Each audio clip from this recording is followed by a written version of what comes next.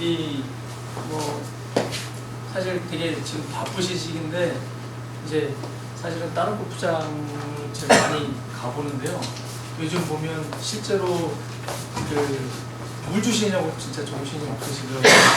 이제 바쁘신 와중에도 또 시간을 할애하셔서 이렇게 또 뭐 교육을 할 수 있는 시간을 또 내시는 거 보면 참 어쨌든 두산 골프 아니 라데나 골프장이죠. 라데나 골프장이 참 어떻게 보면 대단하다는 생각이 드네요. 제가 오늘 말씀드릴 내용은 이제 그 몽철 잔디 그린업을 위한 선행 관리 방안이라고요. 혹시 얘기를 들으셨는지 모르겠는데 올해 그 경기 북부에 있는 골프장들이 몇 개가 좀 그린에 좀 심각한 피해가 있어서 영업을 잘 못할 정도로 피해가 많이 있었습니다. 그래서 저 가본 골프장도 있고 안 가본 골프장도 있는데 사실은 어떻게 보면 여러 가지 원인이 있겠지만 대부분 다 이제 보면은 이 물 관리에 대한 부분이죠. 쉽게 얘기하면 이제 건조 피해를 입어서 이제 봄철에 그린업이 안 되는 그런 상황이 발생을 하는데요. 그런 부분에 있어서 사실은 예전에 이미 이제 사실은 뭐 여러 어떤 책이라든가 아니면은 뭐 세미나라든가 이런 과정에서 보면 많이 언급이 돼 있어요. 겨울철 사실은 이제 관수에 대한 부분은 언급이 돼 있고 사실 어떻게 보면 이 물 관리를 어떻게 하느냐에 따라서 봄철에 그린업이 얼마나 잘 되느냐 이제 결정이 되는데 그런 부분들이 사실 어떻게 보면 이제 거의 관행적이고 이제 어떻게 보면 일반화되어 있는 상황인데 뭐 어떻게 하다 보니까 이제 그 골프장들은 이제 한 서너 군데가 좀 상당히 심각한 피해를 입었더라고요. 그런 부분에서 다시 한번 이 봄철 그린업을 위해서는 이 선행 관리를 전년도에 겨울철이나 가을철에 어떻게 하는 것이 좋은지 그런 부분들에 대해서 말씀을 드리겠습니다.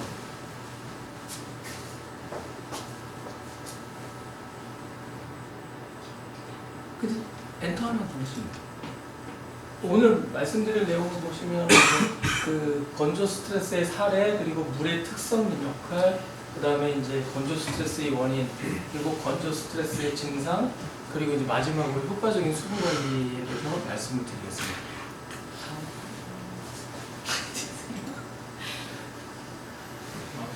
건조 스트레스의 사례인데요. 이제 보통 이제 라데나 골프장도 겨울에 물 계속 주시죠, 그죠? 예. 네. 사실은 이 겨울철 관수에 대한 부분이요. 사실은 좀 일반화된 거는 그렇게 오래되진 않았어요. 근데 제가 이 횟수로 몇 년도인지는 정확히 기억은 안 나는데요. 한 7, 8년? 한 10년 전쯤에요. 경기 북부에, 지금같이 경기 북부 쪽에 이 골프장 이름을 거명하면 조금 그렇긴 한데 이제 광릉CC라는 데가 굉장히 심각한 피해가 있었어요. 그러니까 그린 18개 중에 한 15개, 16개를 전부 이렇게 떼짱으로 교체할 정도로 이제 피해가 있었는데 그 해가 있고 나서 그 다음에 이제 보편적으로 이제 겨울철에는 관수를 해야 된다는 게 이제 많이 자리 잡았는데요. 그 당시에 보면 건조 피해가 났던 해에 제가 이제 광릉시도 가보고 그리고 용평에 있는 덧질이나 아니면 이 경기 북부 강원도 쪽에 있는 골프장들이 피해가 난 골프장들을 많이 가봤는데요. 특징적인 게 뭐냐면 겨울에 눈이 없었어요. 그러니까 왜 보면 저 아랫역은 겨울철에도 물을 줘요. 그리고 아시지만 영남이나 호남 쪽 가보면 이 겨울철에도 퇴수를 안 하고 그냥 이 스프링클러를 이용해서 관수를 하는 골프장들이 꽤 있습니다. 근데 이 경기 북부나 강원도 쪽은 겨울에 관수라는 개념이 거의 없었어요. 그리고 또 실제로 관수를 할 필요가 없었어요. 왜냐하면 항상 겨울에는 항상 눈이 와서 지표면을 어느 정도 덮어줬고 그리고 그러다 보니까 이 주기적으로 이제 굳이 물을 안 줘도 이제 수분 공급이 계속 됐던 거죠. 근데 그 해에 제가 사고가 나고 피해가 나고 광릉시 피해가 나고 기상청 자료를 뒤져보니까 그 해에 눈이 3번밖에 안 왔더라고요. 그것도 많은 양이 아니고 이제 조금 양. 그리고 또 눈이 설사 많이 왔다고 해도요. 사실 요즘 보면 겨울철에도 영업을 위해서 이제 제설 작업을 하지 않습니까? 이제 그러다 보니까 눈이 어느 정도 와도 그린 같은 경우에는 계속 이제 영업을 위해서 눈을 치우다 보니까 이 눈에 의해서 이 수분이 주기적으로 공급되는 그런 효과가 많이 떨어진다고 보시면 돼요. 그래서 그 피해가 있고 난 다음서부터 아 그럼 겨울철에도 이 물을 줘야 되겠구나 이제 그런 어떤 상황이죠. 근데 여기서 한 가지 생각을 해볼 점은요. 과연 그러면 왜 이 겨울철에 이 그린이 상당히 마르를까요? 굉장히 왜 보면은 일반적으로 춥고 땅이 얼어있고 막 이런 상태임에도 불구하고 겨울철이 되면 왜 이렇게 그 그린 그 토양의 수분이 굉장히 빨리 없어질까요? 아주 원칙적인 그 근원적인 부분을 한번 생각을 해보세요. 그러면 바람. 그렇죠. 바람이 굉장히 큰 영향을 미칩니다. 그러니까 실제로 보면 우리가 얼핏 생각할 때는 그 햇빛에 의해서 이 수분이 증발되는 양도 많다고 생각하시잖아요. 근데 사실은 바람의 영향이 훨씬 더 커요. 또 바람이 많이 불면 이 토양의 증발량이 큰데요. 이 바람에 의한 게 큰 원인이긴 한데 더 근원적인 건 뭐냐면 그린이 모래 토양으로 되어 있다는 게 근원적인 원인입니다. 왜냐하면 그 이제 뒤에 다시 설명을 드릴 텐데 이 모래 토양이라는 거는 이 수분을 갖고 있는 수분 보유력이 굉장히 현저하게 떨어집니다. 그죠? 그래서 사실 어떻게 보면 미국에는 지금 우리나라 골프장은 그린하면 100%다 모래로 돼 있어요. 모래로 상토가 돼 있는데 미국에 가면 푸시업 그린이라고 해서요.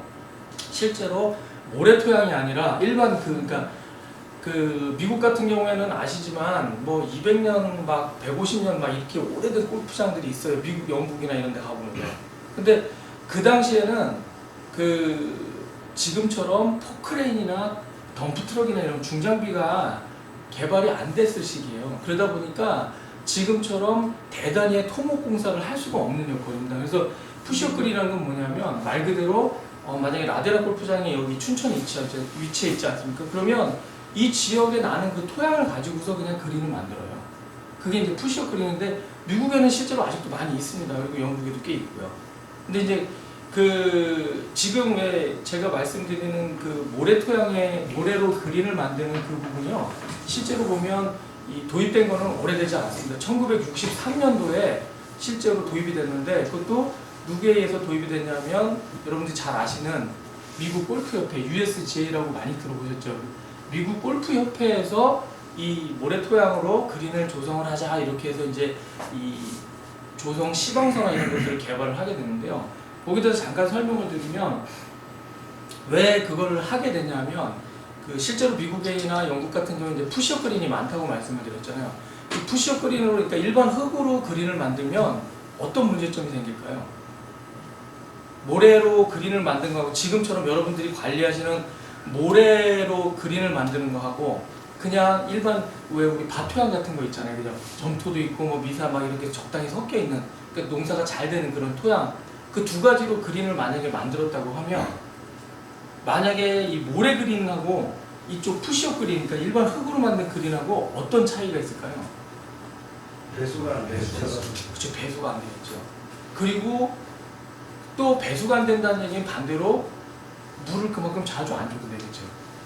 그러니까 사실은 어떻게 보면 이런 부분들을 한번 생각해 보셔야 돼요. 여러분들이 지금 관리하시는 이 그린이 모래 토양으로 만들어졌기 때문에 이 스프링클러라는 게 또 개발이 되는 거예요. 왜냐하면 주기적으로 물을 계속 줘야 되니까.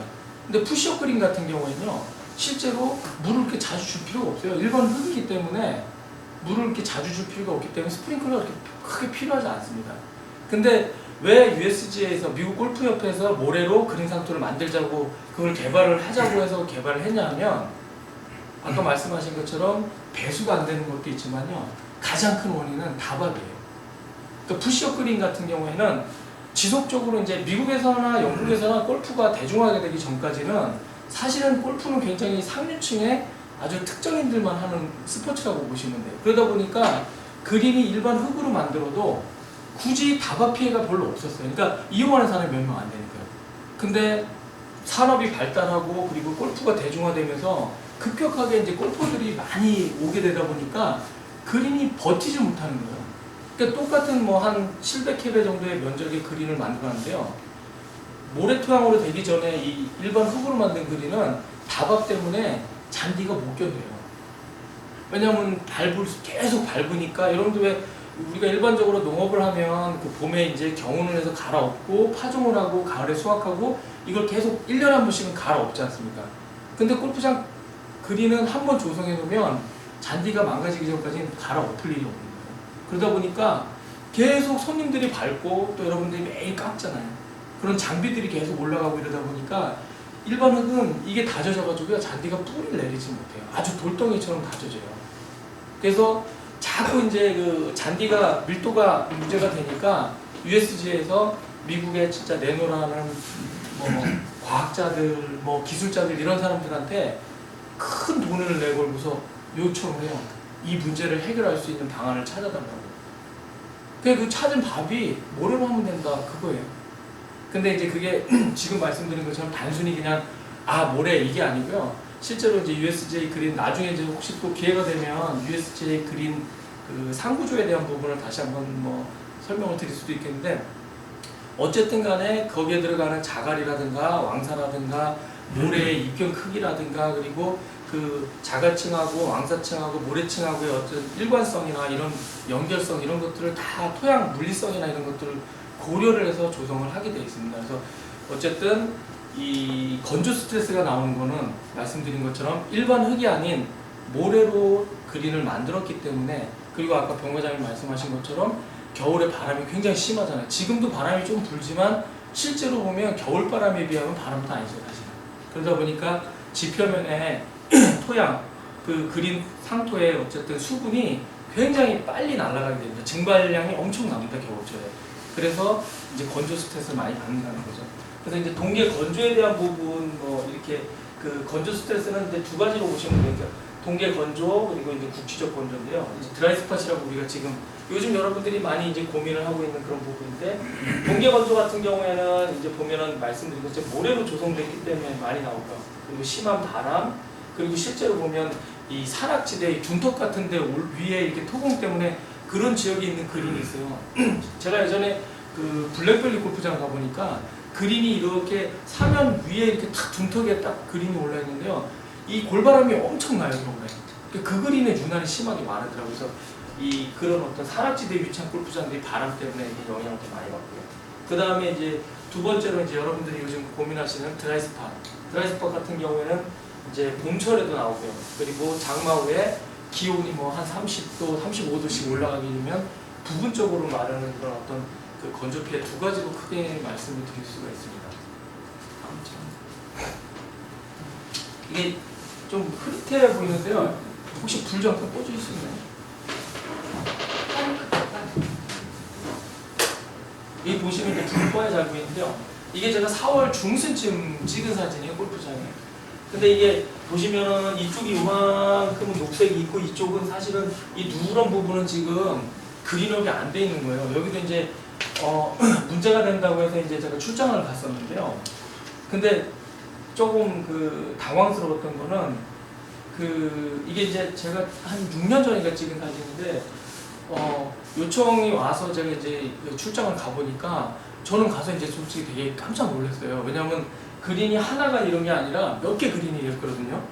근데 거기에 있는 그 그린키퍼 분께서는 물론 이제 그린업이 안 되니까 이제 와달라고 해서 이제 가서 이제 상황을 체크를 했는데 그때도 그렇게 사태의 심각성을 그렇게 인지를 못하고 계시더라고요. 그리고 한 3, 400캡에만 보식을 하면 되지 않을까 이렇게 얘기를 하시더라고요. 근데 제가 둘러본 바로는 아무리 못해도 한 3, 4천 해배는 해야 될 것 같은데 이게 그래서 사실은 저도 말하기가 되게 조심스러웠어요. 이게 왜냐면 그분은 이제 뭐 그냥 부분적으로 그리고 나머지는 깨어날 거라는 생각을 하시더라고요. 근데 이게 벌써 4월 중순이고 나머지 부분이 벌써 여러분도 한번 생각을 해보세요. 4월 중순에 그린이 이렇게 누렇다 그러면은 사실은 어떻게 보면 거의 그 건조 피해를 입어서 이제 고사했다라고 봐야 되는데 그래서 하여간 이런 겨울 건조 피해가 꽤 문제가 되는 골프장들이 간혹 있어요. 그리고 특히 기존에 운영하는 골프장들이 아니고요. 여기도 이제 그 전년도에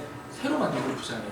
그러니까 여기서 또 한 가지 말씀드릴 게 뭐냐면 이 모래로 만들었기 때문에 겨울 건조 피해가 많이 가중이 되고요. 그리고 신설보다 이게 기존에 운영하던 만들어진 지 오래된 골프장들보다는 신설이 훨씬 잘 나타납니다. 왜냐하면 이 오래된 골프장들은 계속 여러분들이 관리를 하면서 잔디를 키우다 보니까 여러분들 왜 여름에 보면 봄에 잔디 뿌리가 막 깊이 내렸다가 날씨가 더워지면 점점 짧아지죠.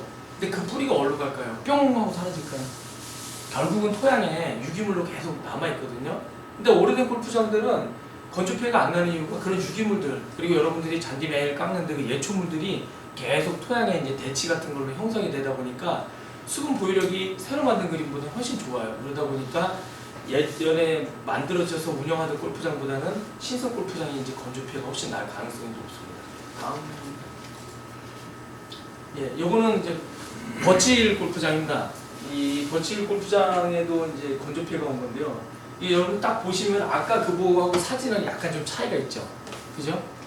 이게 전년도에 보식했던 부분이 더 빨리 이제 수분 스트레스를 더 받아서 이제 죽은 겁니다.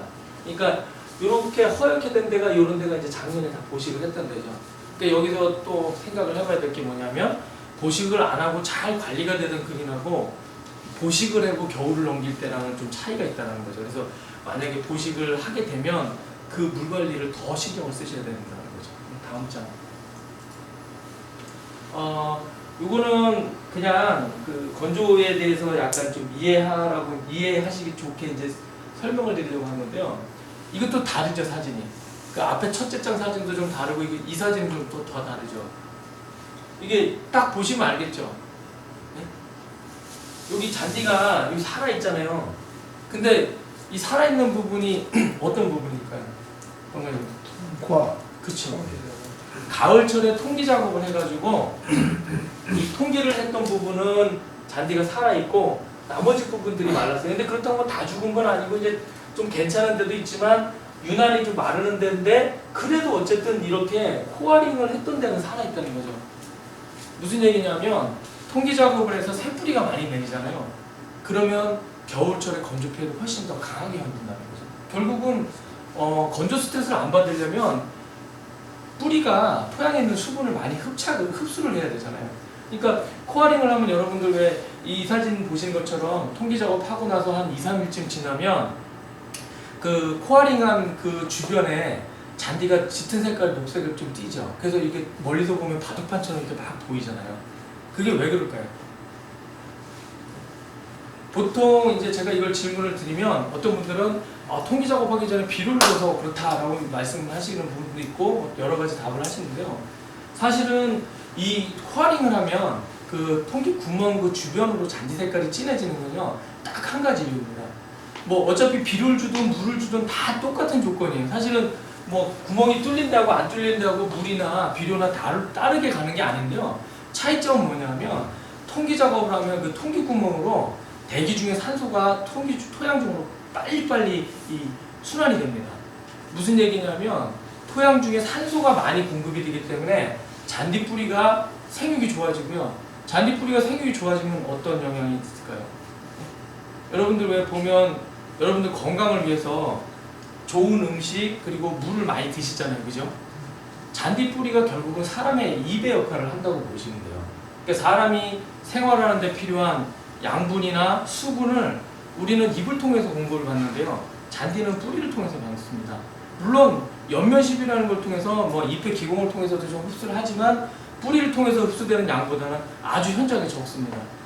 그래서 다시 이 사진을 설명을 드리면 코어링을 해서 결국은 잔디 뿌리가 깊이 내린 그 지역은 뿌리가 깊고 밝은 양, 세근이나 이런 게 많이 내리기 때문에 똑같은 건조 스트레스 조건에서 살아남고 이 기존에 이제 통기가 안 된 부분들이 오히려 건조 스트레스를 더 얻은 사진이라고 보시면 돼요.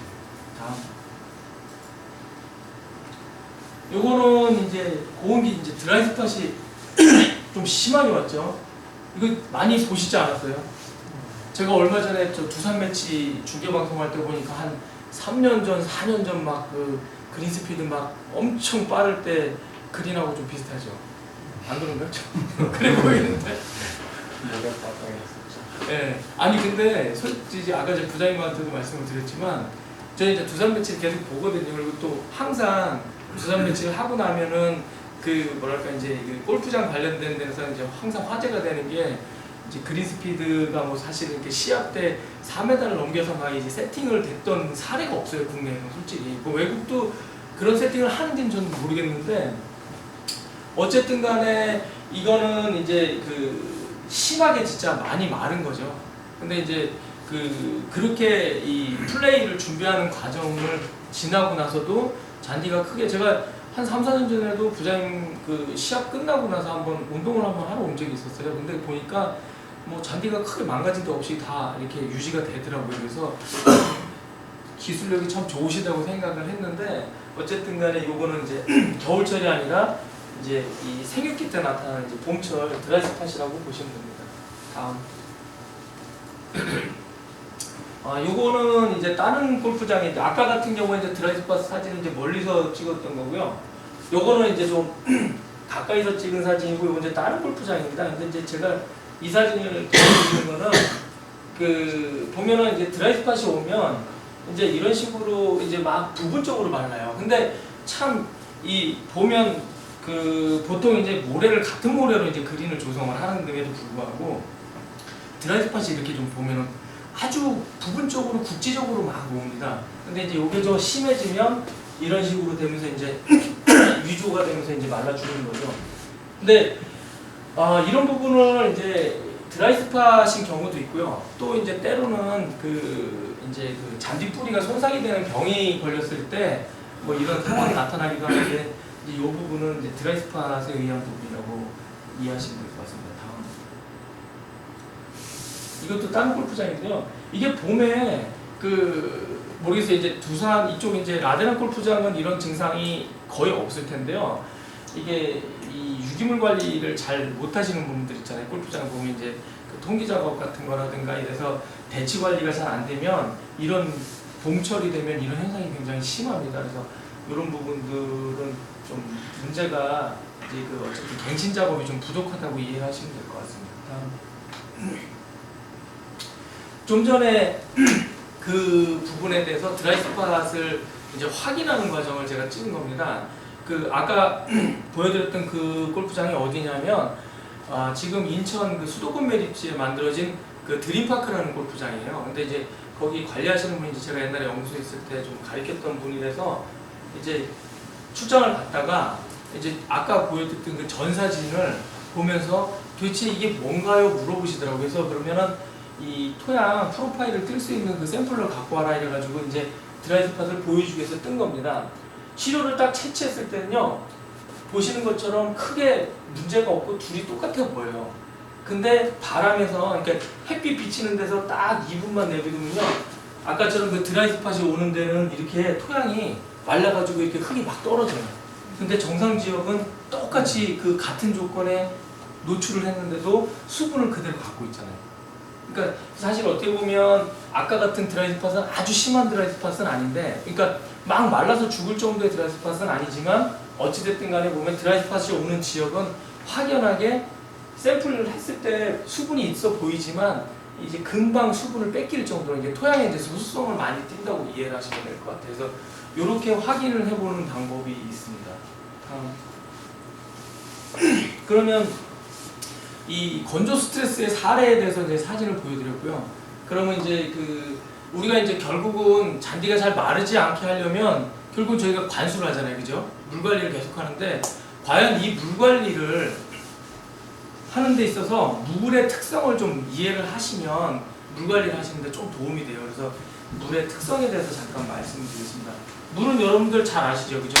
H2O 해가지고 수소 원자 2개에 산소 원자 하나 이렇게 해가지고 이 분자를 딱 이루는 구조입니다.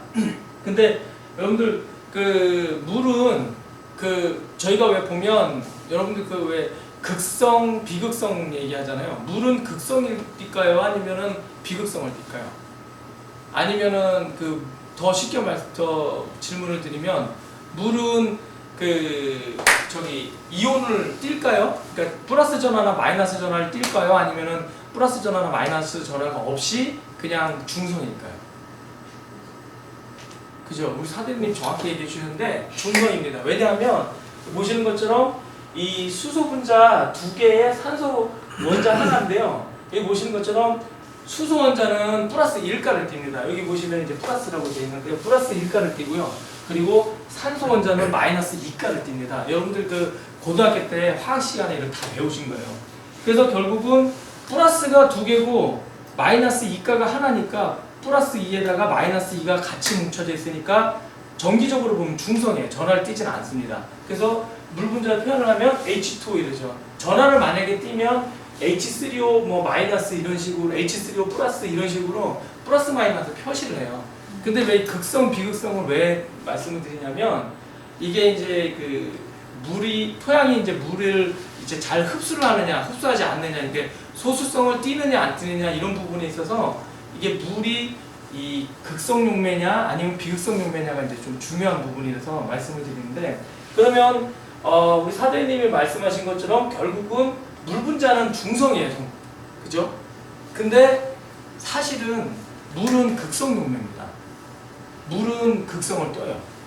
근데 이 극성이 전하를 띄고 있어서 극성인 게 아니라 부분적인 극성을 띄어요. 다음 장으로 좀 넘겨주시면 이거 안 되는구나. 그게 빠져있네. 앞장으로 다시 좀 돌려주세요. 그 페이지 업 누르시면 돼요. 이전 요거 눌러도 돼요. 마우스 오른쪽, 네. 오른쪽이 안 나와서 금방 먹혔는데. 아니, 괜찮아요. 그냥. 그 위로 좀 올려주시죠. 네. 슬라이드 쇼, 여기 현재 슬라이드. 네. 여기 보시는 것처럼 물은 왜 극성을 띠냐면요.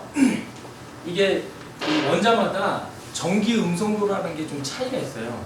무슨 얘기냐면 이 마이너스 전하를 강하게 이렇게 잡아당기는 성질을 이제 전기 음성도라고 하는데 이 산소 원자는 이 전기 음성도가 수소 원자에 비해서 상당히 세요. 그래서 무슨 얘기냐면 이 산소가 이 마이너스를 수소 쪽에 있는 전하를 땡겨요. 그래서 이 수소는 부분적으로 플러스 하전을 띠고 이 산소 쪽은 부분적으로 이렇게 마이너스 하전을 띈다. 그래서 이 물이 극성 용매예요. 이게 극성, 비극성 얘기하니까 이제 이렇게 이해하시면 될 것 같아요. 여러분들 보면 여러분들 그 혹시 장비 담당하시는 분? 두 분 계시세요. 장비 이렇게 수리하시다 보면 본의 아니게 이제 뭐 기름이나 뭐 이런 게 좀 묻잖아요. 네. 근데 요거를 이 물로 닦으면 잘 안 닦이잖아요. 그죠? 그게 왜 그럴까요? 여기서 제가 말씀드린 그거예요. 물은 극성이고요. 기름은 비극성입니다. 그러면 극성하고 비극성은 서로 잘 합이 안 돼요. 왜 우리 왜 실험할 때 옛날에 기억나시죠? 물에다가 왜 기름방울 이렇게 떨겨 놓으면 절대 안 섞이죠. 막 휘저어도 탁 해놓으면 물 위에 그냥 기름이 둥둥 떠 있잖아요. 그러니까 극성하고 비극성은 섞이지가 않습니다. 근데 반면에 기름이 묻었을 때 유기용매 같은 거 있죠. 유기용매도 이제 비극성인데 유기용매, 그러니까 여러분들 흔히 보여서 제일 저거하는 게 뭐 신나, 휘발유 이런 것들. 그런 것들로 탁 하면 되게 잘 닦여요. 왜냐하면 휘발유나 신나도 비극성이고 기름도 비극성이기 때문에. 근데 물은 극성입니다. 그래서 물은 극성을 띠기 때문에 극성 용매라고 하고 실제로 보면 같은 극성을 떼야지만 잘 물에 혼합이 잘 됩니다. 그러니까 여러분들 왜 설탕물, 소금물 이렇잖아요. 물에다가 소금 넣고서 이렇게 착 하면 금방 녹죠. 소금 같은 경우에 이제 보면 염화나트륨 해가지고 NaCl이거든요. 근데 이제 그게 물에 의해서 녹으면 그 Na 플러스 하전을 띄고 Cl은 마이너스 하전을 띄는데 그러다 보니까 걔네도 극성이기 때문에 물하고 굉장히 잘 융화된다고 이해하시면 돼요. 그래서 어쨌든 물은 극성 용매입니다. 다음 설명할 때 또 필요하니까 기억하시고 다음 장.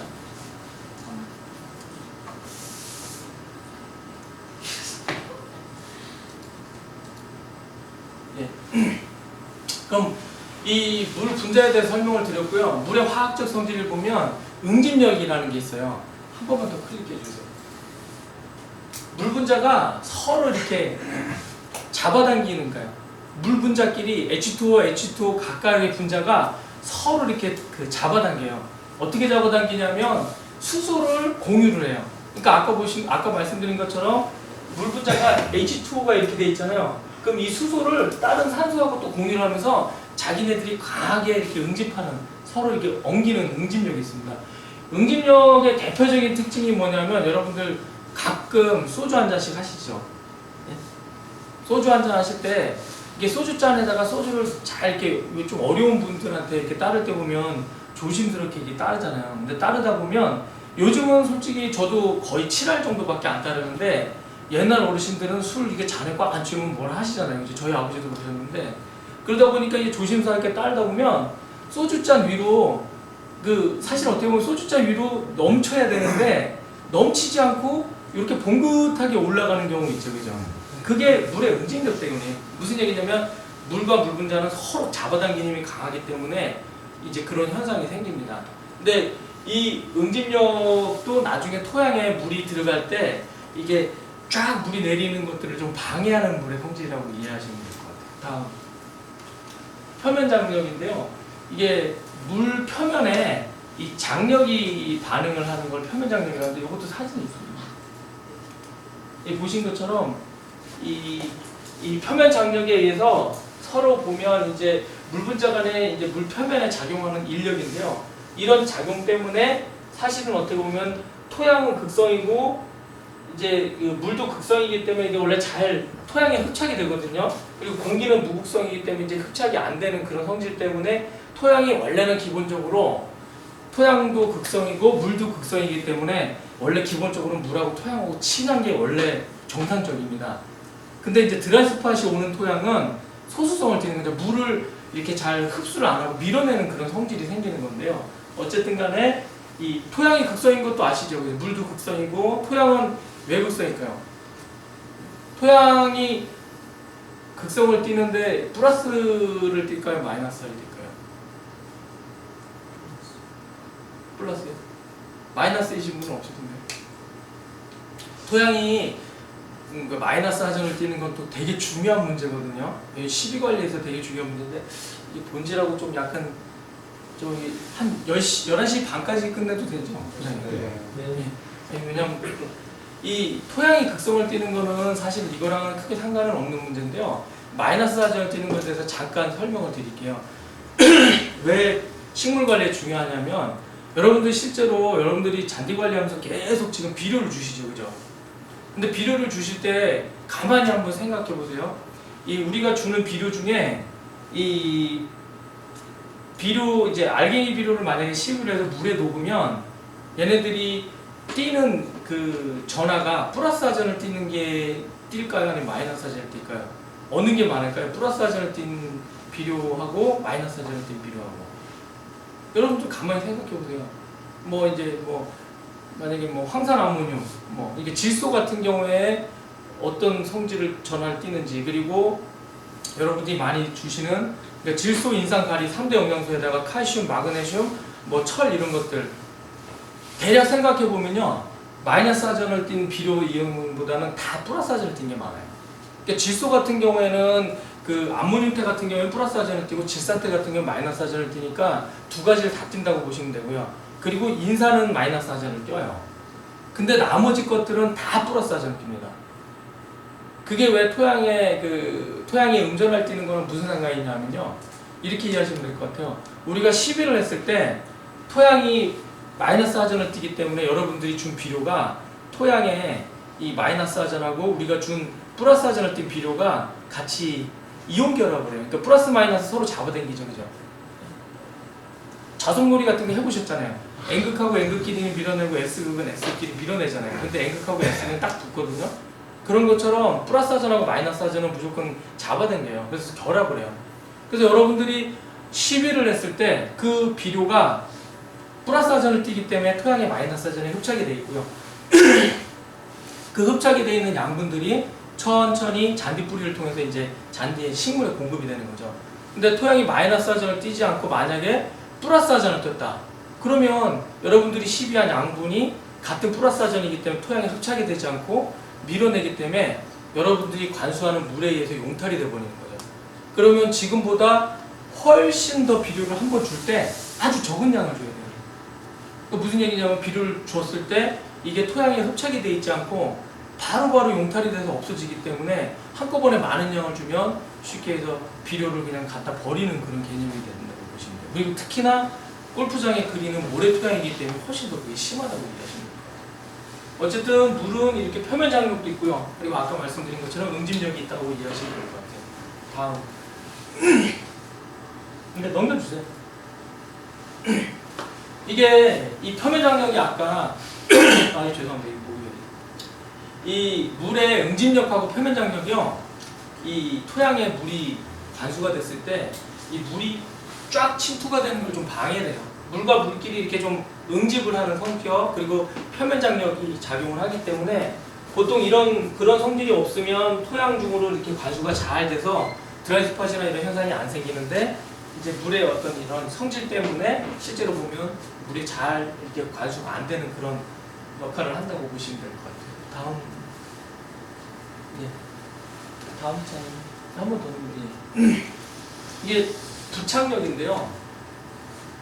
이게 보시면 그 토양은 이제 토양 이 표면에 이제 물이 이렇게 들러붙는 성질인데요. 그걸 이렇게 이해하시면 될 것 같아요. 그러니까 보통 이제 부착력하고 응집력인데요. 이 응집력은 아까 말씀드린 것처럼 물 분자끼리 서로 이렇게 엉기는 이런 힘이고요. 부착력은 토양 중에 이렇게 물이 이렇게 들러가 붙는 성질이에요. 근데 왜 우리가 여러분들이 관리하는 그 그린이 왜 물을 이렇게 자주 줘야 되냐면 결과적으로 보면 부착력이 없기 때문이에요. 부착력이 작기 때문에 그러니까 오히려 일반 흙 있지 않습니까? 아까 제가 말씀드린 것처럼 저런 일반 밭토양 같은 경우에 논흙이나 밭토양 같은 경우에는요 사실은 드라이스팟 문제가 안 생겨요. 근데 모래기 때문에 이 드라이스팟이 생기는데 그 원인은 뭐냐면 바로 이 응집력이 더 크다는 거예요. 부착력보다 일반 토양에 저기 그린 토양에다가.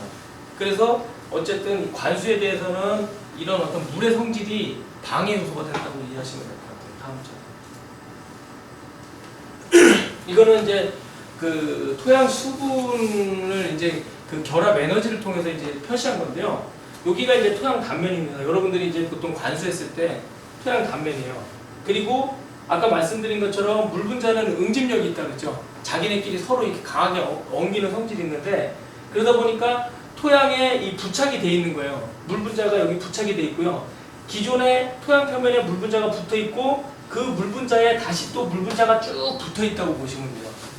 근데 이 토양에서 가까운 요 부분에 있는 이 핑크색, 이 보라색에 있는 이 수분은 토양에 굉장히 강한 힘으로 결합이 되어 있어요. 그래서 강하게 결합이 되어 있다는 얘기는 무슨 얘기냐면 수분을 식물이 잘 이용할 수가 없는 수분이라고 보시면 돼요. 반면에 점점 멀어지면 토양하고 물이 서로 잡아당기는 힘이 점점 약해질 거 아니에요. 그러면 이쪽 바깥에 있는 물들은 잔디 뿌리가 얼마든지 토양에서 물을 쉽게 뺏을 수 있는 물이라고 보시면 돼요. 그래서 보통 이제 보면 저희가 이런 부분을 무효수분이라고 해요. 이제 이용이 불가능한 물을 무효수분이라고 하고요. 식물이 이용 가능한 수분을 유효수분이라고 표현을 합니다. 그리고 여기서 점점 멀어지면 이 끝부분 바깥에 있는 물은 쉽게 얘기하면 물이 토양에 보존이 안 되는 거죠. 무슨 얘기냐면 이 여러분들이 관수한 물이 어느 정도 그 관수한 양이 지나치게 되면, 그러니까 어느 정도까지는 토양에 물이 이제 흡착이 되는데요.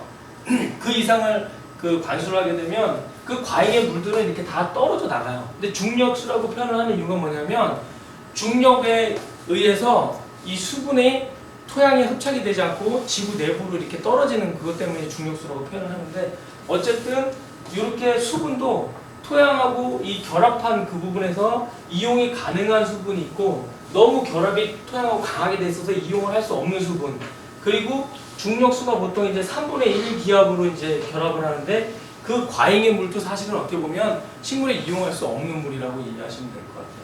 그래서 어쨌든 토양에 물이 이렇게 흡착이 돼 있고 토양에 흡착되어 있는 그 부분은 강하게 흡착이 되어 있지만 점점 멀어지면서 이 결합력이 약해지기 때문에 식물이 쉽게 토양에서 물을 뺏을 수 있는 그런 수분으로 나눌 수 있다고 보시면 될 것 같습니다. 여러분들 그 모세관 얘기 들어보셨죠?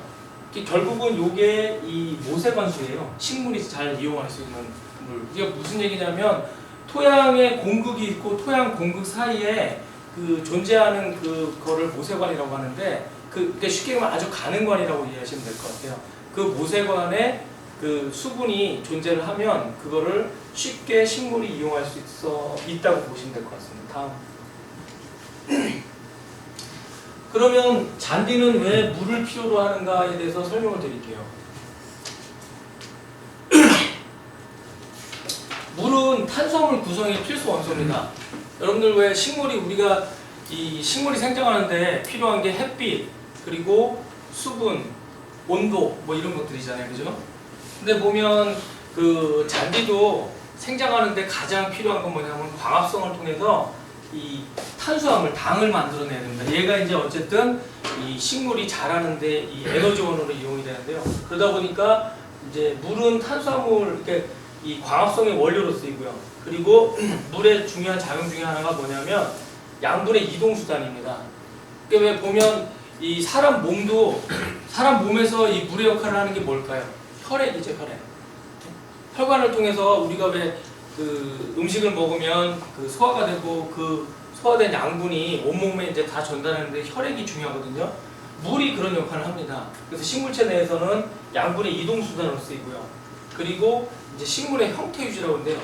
무슨 얘기냐면 여러분들 왜 위조 스트레스 받은 건조 스트레스 받은 잔디가 잎이 막 오그라드는 거 보셨죠? 이게 팽압이 유지가 안 돼서 그런 거예요. 그래서 어쨌든 식물의 형태를 유지하는 그런 역할을 하고요. 그리고 또 한 가지 뭐냐면 기공을 통해서 수분을 날리면서 이 체온을 유지하는 그런 역할을 합니다.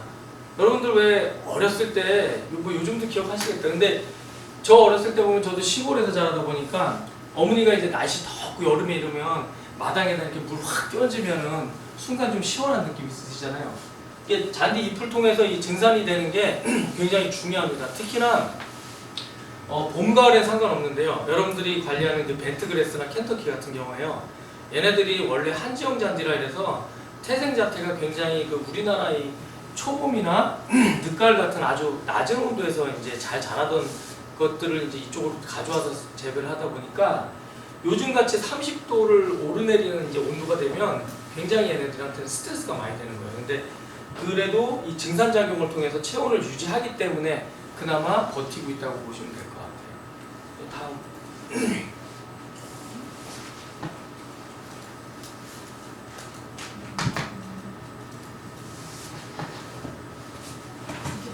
네. 좀 전에 말씀드린 그런 부분이에요.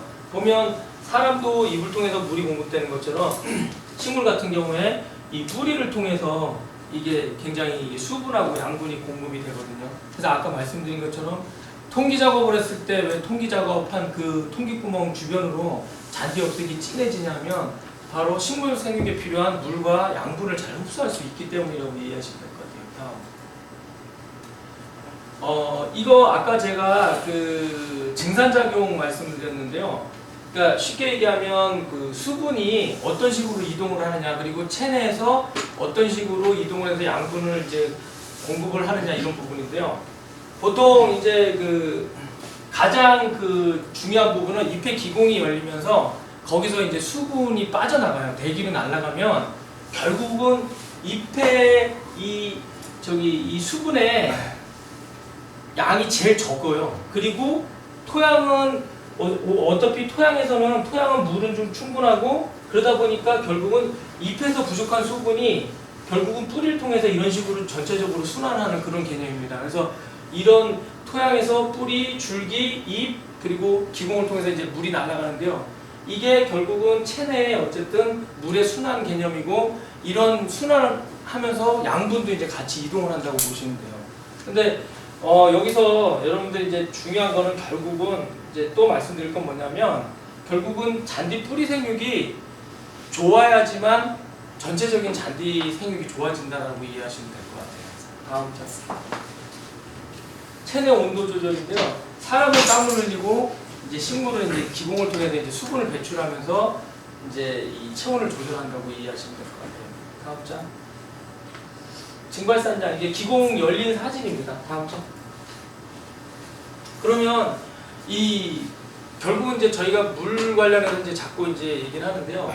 이 잔디 이 초중에 따라서 이 저기 물의 그 증발산량이 틀려요. 여기 보시는 것처럼 이 한국 잔디가 어디 갔더라? 조이시아 저쪽에 있네. 저쪽 조이시아 같은 경우에는 이 물의 증발산량이 하루에 한 6에서 7mm 정도가 이제 날아간다고 보시면 오히려 이 켄터키 같은 경우에는 굉장히 높아요. 켄터키라든가 벤트그라스 같은 경우에는 기공을 통해서 날아가는 증발산량이 많습니다. 무슨 얘기냐면 결국은 켄터키나 벤트는 물을 자주 줘야 되고요. 정상적인 생육을 위해서는 한국 잔디는 상대적으로 적은 양을 관수해도 문제가 안 되는 게 하루에 증발산되는 양이 차이가 있다고 보시면 돼요. 다음 장. 건조에 대한 내성이죠. 아까 그 하루에 이제 증발산량이 되는 양에 대해서 표현한 거고요. 이거는 뭐냐면 이 건조에 대한 내성인 거죠. 여러분들 왜 보면 물 사정이 좋지 않아서 관계용 수량이 적게 되면 사실은 그 폐허의 한국 잔디를 좀 소홀히 하죠. 그죠? 물을 덜 줄 수밖에 없어요. 물이 부족하면. 근데 한국 잔디는 그래도 나중에 비가 한 번 오면 깨어나잖아요. 그죠? 근데 켄터키라든가 특히 벤트 같은 경우에는 일단 한번 말라가지고 이제 건조 피해가 발생을 하면 그 다음에 회복이 안 돼요. 굉장히 그 건조에 대한 내성이 아주 약하다고 보시면 되고요. 그리고 동계 건조 피해도 결국은 그런 맥락으로 이해하시면 될 것 같습니다. 다음 장. 건조 스트레스의 원인인데요. 뭐 앞에서 계속 언급된 부분이죠. 결국은 이 증발산되는 양이 뿌리를 통해서 공급되는 수분량보다 적기 때문에 이제 이런 문제가 생기고요. 그리고 이 고온에는 아까 말씀드린 것처럼 벤트그라스 같은 경우에 한지형 잔디이기 때문에 어느 정도 이 잔디 잎의 온도가 올라가면 뭐 단백질이 변형되거나 세포벽이 파괴가 되거나 이런 문제가 생겨요. 그러다 보니까 결국은 얘네가 살기 위해서는 만약에 기온이 굉장히 올라가면 얘네들이 기공을 열고 물을 계속 대기 중으로 날릴 수밖에 없어요. 그래야지만 잔디 잎의 체온을 어느 정도 유지를 할 수가 있거든요. 그런 측면에서 이제 고온에 의해서 일시적으로 증발량이 너무 많아지면 뿌리를 통해서 들어오는 물의 양은 한계가 있고 잎에서 날리는 물은 너무 많아지면 이제 결국 이제 이 건조 스트레스가 발생을 한다고 보시면 될 것 같아요. 그리고 이제 그 잔디 뿌리가 이제 생육이 불량하면 당연히 이 그 뿌리를 통해서 공급되는 수분량이 적다 보니까 그러다 보니까 결국은 이제 그 건조 스트레스가 오는데요. 이게 요거랑 상관이 있어요. 토양의 고결과 침수라고 되어 있는데요. 여러분들 왜 보면 제가 얼마 전에 목골프장에 잠깐 갔었는데요. 굉장히 그 관수를 너무 많이 하시더라고요. 특히 이제 여름철에 조심해야 될 게 그런 함정이 많이 빠지는데요. 뭐냐면 건조 피해가 많이 오기 때문에 물을 자주 많이 줄 수밖에 없는 여건이에요. 근데 사실은 그렇다고 해도 너무 물을 자주 주게 되면 토양이 항상 과습한 상태로 있거든요. 근데 물이 과습하다는 얘기는 결국은 그 잔디 뿌리 생육이 굉장히 좋지 않습니다. 왜냐하면 뿌리가 이 잔디 뿌리도 숨을 쉬어야지만 그 생육이 굉장히 정상적으로 돼가는데 이게 과습해지면 토양 수분이 꽉 차 있기 때문에 결과적으로 이 뿌리가 상태가 안 좋아집니다. 그래서 여름철 관수를 할 때 보면 그 보통 이제 기본적으로 관수를 여러분들 왜 보면 뭐 매일 관수를 하든 아니면 이틀에 한번 기본적으로 이제 스프링클러를 통해서 관수를 하시고 사실은 이게 인력 관수를 많이 하시는데요. 이 인력 관수를 하는 이유가 결국은 물을 한 번에 줄 때 어느 정도 푹 주고 그리고 나머지는 좀 말려가면서 어느 정도까지는 토양을 과습하지 않게 가지고 가다가 이제 다시 물을 주는 그런 개념으로 가야 되는데 그러다 보니까 봄, 가을에는 저온이기 때문에 상관없는데 요즘 같은 여름철에는 너무 고온이다 보니까 부분적으로 잔디가 막 타요. 그럴 때는 이제 그 지역만 이제 인력 관수를 하는 그런 개념이라서 어쨌든 잔디 뿌리 생육이 좋으려면 토양에 물이 꽉 차 있으면 안 돼요. 그러니까 줄 때 관수를 한번 줄 때 물을 푹 주고 나머지는 말려가면서 어느 정도 이 잔디 뿌리가 숨을 쉴 수 있는 여건이 형성이 되어야 된다는 거죠. 그리고 또 이제 건조폐가 오는 게 이제 보면은 그 비해입니다. 비해. 예전에 혹시 이제 뭐 비해를 경험을 해보신 분도 있으신지 모르겠는데 이제 비료를 이렇게 주다 보면 비료 살포기나 이런 것들이 왜 보면 오작동을 하거나 아니면 그 폐허기 같은 경우에 보면 이렇게 둔떡 같은 게 있잖아요. 그러다 보면 장비가 덜커덩하면서 비료가 순간적으로 입상 비료 같은 게 이제 많이 떨어지는 경우를 제가 가끔 봤거든요.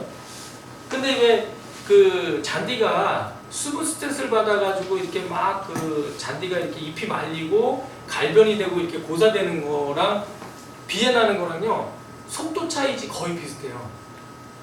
비에도 사실은 보면 처음에 딱 났을 때는 뻘겋스름하게 되다가 나중에 보면 확 말라 죽거든요.